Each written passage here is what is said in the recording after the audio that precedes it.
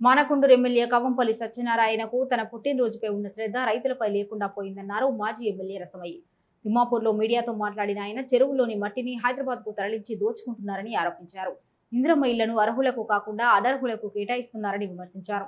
కాంగ్రెస్ ప్రభుత్వం రైతుల కళ్ళలో నీళ్లు తెప్పిస్తోందని, ఇప్పటికీ కొన్ని మండలాల్లోని కొనుగోలు కేంద్రాల్లో వరి ధాన్యం, మొక్కజొన్న తూకం వేయకుండా ఉందన్నారు. అంతేకాకుండా యూరియా కొరత తీవ్రంగా ఉందని, ప్రభుత్వం సకాలంలో ఎందుకు అందుబాటులో ఉంచడం లేదని ప్రశ్నించారు.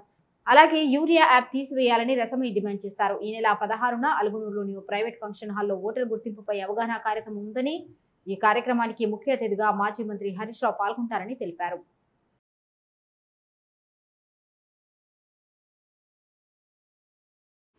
కానీ ఇవాళ ఏ రైతును కదిలించినా కూడా కళ్ళల్లో దుఃఖం తప్ప ఏ రైతు కళ్ళల్లో కూడా ఆనందం లేకుండా పోయింది.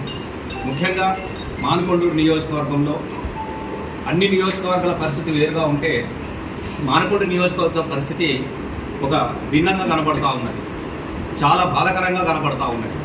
మేము చాలా చోట్ల ఈ 4-5 రోజుల నుంచి ఎక్కడైతే కొనుగోలు కేంద్రాలు మొదలైనవో అప్పటి నుంచి కూడా అన్ని కొనుగోలు కేంద్రాల ద్వారా అన్ని మండలాలలో సుమారుగా మా పార్టీ సభ్యులు కావచ్చు, అలాగే గ్రామాలలో ఉన్నటువంటి మా సర్పంచులు, మా మాజీ సర్పంచులు, మా మాజీ ప్రజాప్రతినిధులు, అలాగే మా కార్యకర్తలు అందరూ కూడా ప్రతి గ్రామంలోని ప్రతి కొనుగోలు సెంటర్ను సందర్శించినటువంటి సందర్భం మీ అందరూ కూడా చూశారు. అవి పత్రికల ద్వారా కూడా వచ్చినాయి. మేము మళ్ళీ ప్రభుత్వానికి విన్నవిస్తా ఉన్నాం, దయచేసి యూరియా యాప్ను తీసివేయాలని చెప్పేసి మేమందరం కూడా మా పార్టీ తరఫున మేము డిమాండ్ చేస్తూ ఉన్నాము. రైతులకు ఎంత ఎరువు అవసరం ఉంటే అంత ఇవ్వాల్సినటువంటి బాధ్యత గవర్నమెంట్కి ఉన్నది. అందులో అట్లాగనే సకాలంలో నాణ్యమైనటువంటి విత్తనాలు అందుబాటులోకి తీసుకురావాలని కోరుకుంటా ఉంటున్నాము. అలాగే ఏదైతే